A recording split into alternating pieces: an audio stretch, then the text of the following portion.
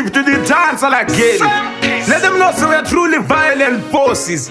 Respect the masters act by the logical. Ndatachamuka usati wandiparadza, kana nemba yangu iwe ungaisakadza, kana kujeri chaiko ungandinyudza, saka kutanga nhasi ndave kukufudza. Moyo wangu dzikama chaunoda handina, kunge semusungwa zvese handina, masimba aunoda ini handina, kana mari yacho handina.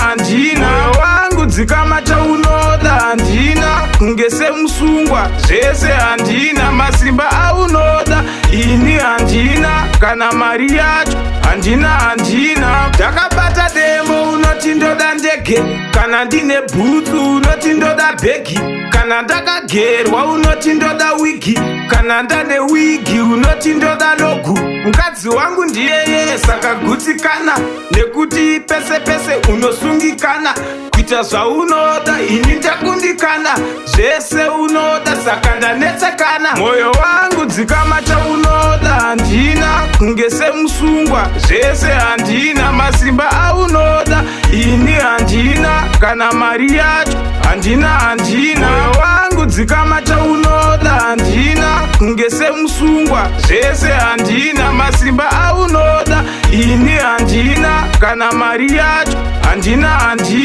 Toni akafa nekuda moyo wake, ndo akamutuma kupunza imba yake. Malo akasungwa afadza moyo wake, ndo akamutuma akaseva mwana wake. Moyo wangu dzikama ndikunde muyedzo, dzikama ndigohana zodzo, ndinodawo denga kwete mufananidzo, handidi gehena ndoda nzira kwadzo. Moyo wangu dzikama chaunoda handina, kunge semusungwa zvese handina, masimba aunoda ini handina, kana mari yacho handina.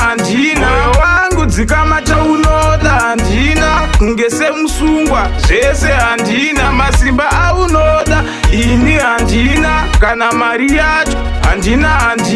Ndakabata demo unoti ndoda ndege, kana ndine bhutsu unoti ndoda bhegi, kana ndakagerwa unoti ndoda wigi, kana ndane wigi unoti ndoda logu. Mukadzi wangu ndiyeye saka gutsikana, nekuti pese pese unosungikana, kuita zvaunoda ini ndakundikana, zvese unoda saka ndanetsekana.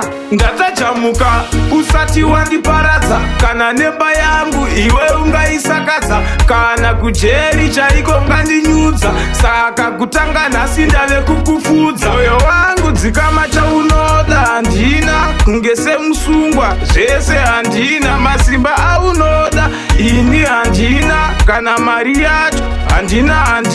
Moyo wangu dzikama chaunoda handina, kunge semusungwa zvese handina, masimba aunoda ini handina, kana mari yacho handina.